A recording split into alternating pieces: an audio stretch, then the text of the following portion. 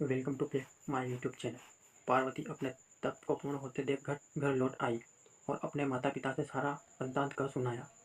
अपनी दुलारी पुत्री की कठोर तपस्या को फलीभूत होता देख माता पिता के आनंद का ठिकाना नहीं रहा। उधर शंकर जी ने सप्त ऋषियों को विवाह का प्रस्ताव लेकर हिमालय के पास भेजा और इसी प्रकार विवाह की शुभ तिथि निश्चित हुई। सप्त ऋषियों द्वारा विवाह की तिथि निश्चित कर दिए जाने के बाद भगवान शंकर ने नारद जी द्वारा सारे देवताओं को विवाह में सम्मिलित होने के लिए आदरपूर्वक निमंत्रण किया और अपने गणों को बारात की तैयारी करने का आदेश दिया।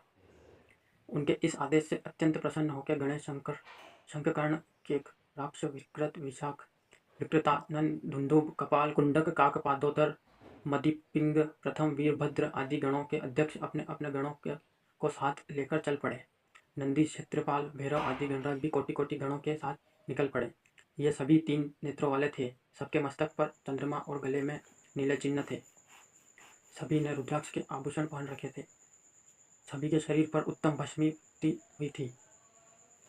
इन गणों के साथ शंकर जी के भूत प्रेत पिशाचों की सेना भी आकर सम्मिलित हो गई। इनमें डाकिनी शाकिनी यातुधान वेताल ब्रह्मा राक्षस आदि भी शामिल थे। इन सभी के रूप रंग आकार प्रकार चेष्टाएं वेशभूषा हाव भाव आदि सभी कुछ अत्यंत विचित्र थे। किसी के मुख ही नहीं था और किसी के बहुत से मुख थे। कोई बिना हाथ पैर के ही था तो कोई बहुत से हाथ पैर वाला था। किसी के बहुत सी आंखें थी और किसी के पास एक भी आंख नहीं थी। किसी का मुख गधे की तरह, किसी का सियार की तरह, किसी का कुत्ते की तरह था। उन सब ने अपने अंगों में ताजा खून लगा रखा था। कोई अत्यंत अपवित्र था तो कोई पवित्र था। अत्यंत विभत्स तथा अपवित्र गणवेश धारण किए हुए था। उनके आभूषण बड़े ही डरावने थे। उन्होंने हाथ में नर कपाल ले रखा था। सबके सब अपनी तरह तरंग में मस्त होकर नाचते गाते और मौज उड़ाते हुए महादेव शंकर के चारों ओर एकत्रित हो गए। चंडी देवी बड़ी प्रसन्नता के साथ उत्सव मनाती हुई भगवान रुद्रदेव की बहन बनकर वहां आ पहुंची। उन्होंने सर्पों के आभूषण पहन रखे थे। वह प्रेत पर बैठकर अपने मस्तक पर सोने का कलश धारण किए हुए थी। धीरे धीरे वहां सारे देवता भी एकत्र हो गए। उस देवी मंडली के बीच में भगवान श्री विष्णु गरुड़ पर विराजमान थे। पितामह ब्रह्मा जी उनके पास भी मूर्तिमान देवों शास्त्रों पुराणों आगमों स्नकाद्य महासिद्धों प्रजापतियों पुत्रों तथा कई परिजनों के साथ उपस्थित थे। देवराज इंद्र भी कई आभूषण पहन अपने ऐरावत गज पर बैठ वहां पहुंचे थे। सभी प्रमुख ऋषि भी वहां आए थे।